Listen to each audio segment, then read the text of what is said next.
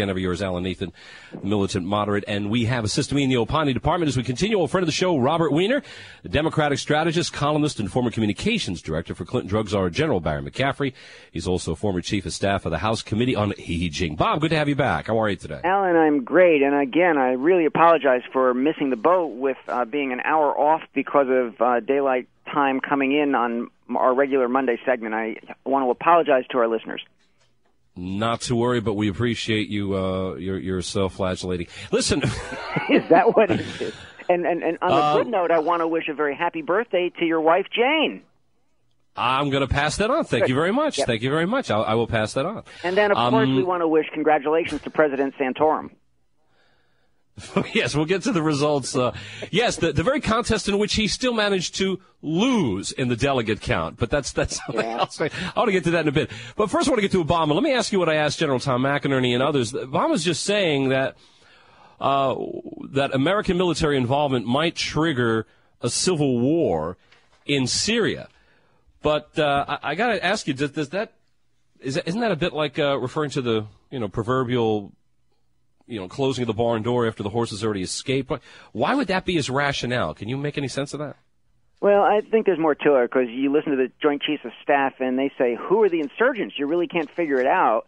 And but the other side of it is they're killing at least 100 a day over there. It's just a horrible, horrible situation. You've got a really human rights debacle occurring in Syria with 13 tanks invading and circling people. It's just terrible what's going on. But if we can't figure out who the enemy is, and I don't know how you get inside and have intel to figure it out, who are you going to fight? Well, fine. Let those be the reasons you give, but don't tell me the reason we can't have American military involvement is because it might trigger a civil war. I agree with that. That just seems nonsensical by every measure. Yes, I don't disagree. I just gave you what I think are some good reasons that we have to figure out a good policy.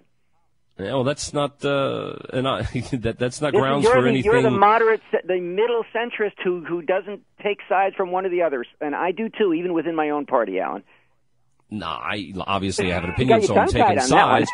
But no, I take an opinion, so I'm obviously taking sides. But there's sides independent of the orthodoxy of the far left or the far right. If the conservatives happen to agree with me more often than the liberals, it's not because I'm concurring with them. Look, it took a day and a half to beat Iraq in the first war. I don't think it would take much to beat Assad, but I think that you've got to do it right, and you've got to know who you're fighting. And I think my own view, and I've been saying it to my wife, speaking of our lovely wives, I believe that we should have some military intervention. Of course, it should be within concert of other countries as well. And I think we could organize that in a hurry, in a heartbeat, given the horror of what's going on. But what happens when we have urgent decisions that are predicated on the go-ahead of other countries who have vested interests in defending the very bad actors we're trying to stop? Well, you mentioned the other side of it, too, though, when you say that other countries have countervailing interests. That makes it more than a civil war, Alan. That makes it a world war that's going on inside Syria if we launch it. So we do have to be careful. Well, are we not subjecting ourselves to an unattainable standard?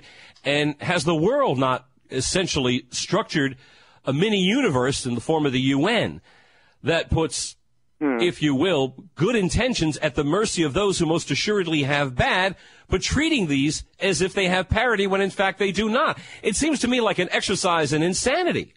Well, I didn't say the UN because you're right that you can't wait for the UN to approve something or it'll happen in 5 years.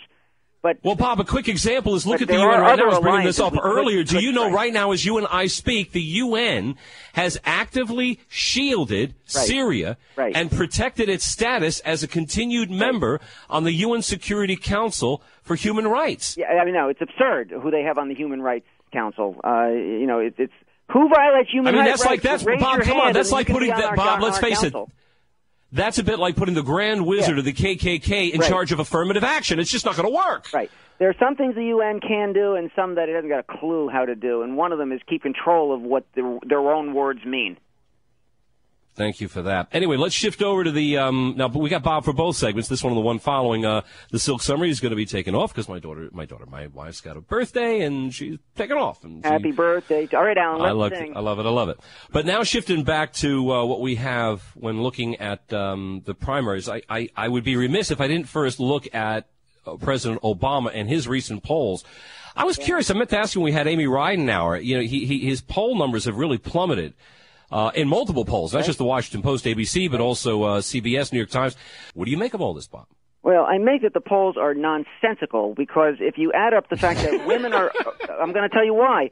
Those same polls say that women are for Obama by 20 and Hispanics by 70-13 by nearly 60 points. So if you take those polls, by the way, women and Hispanics together add up to about 65% or 70% of the electorate. So it makes absolutely no sense to take those 2 points, given what the policies on women have been and given what the opposition to the Republican opposition to the DREAM Act and their right-wing immigration policies. So given those, the polls make zero sense. Some of the polls show Obama up by 10, others show him down. Bob, good to have you back. Alan, good to be with you, and I would like to congratulate you on something. Uh-oh, I can feel that other shoe drop. What is it? I just listened to all of those ads that you played. Congratulations. You have advertisers. They have not deserted you because you are responsible. You're talking about the Rush Limbaugh thing. Yes, I am. Well, we'll get to that in a little bit. But I want to go ahead and shift our attentions now to the events last night.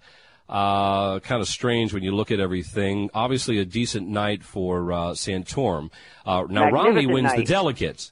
Well, Romney wins the delegates, though, but Santorum, of course, gets the headlines, and I guess understandably so, because the two states featured most prominently, Alabama and Mississippi, both went to Santorum. But this sort of undercuts Gingrich's Southern strategy arguments. That's the deal for Santorum, is his battle really wasn't with Romney as much as it was with Gingrich to get him out and then have a one-on-one.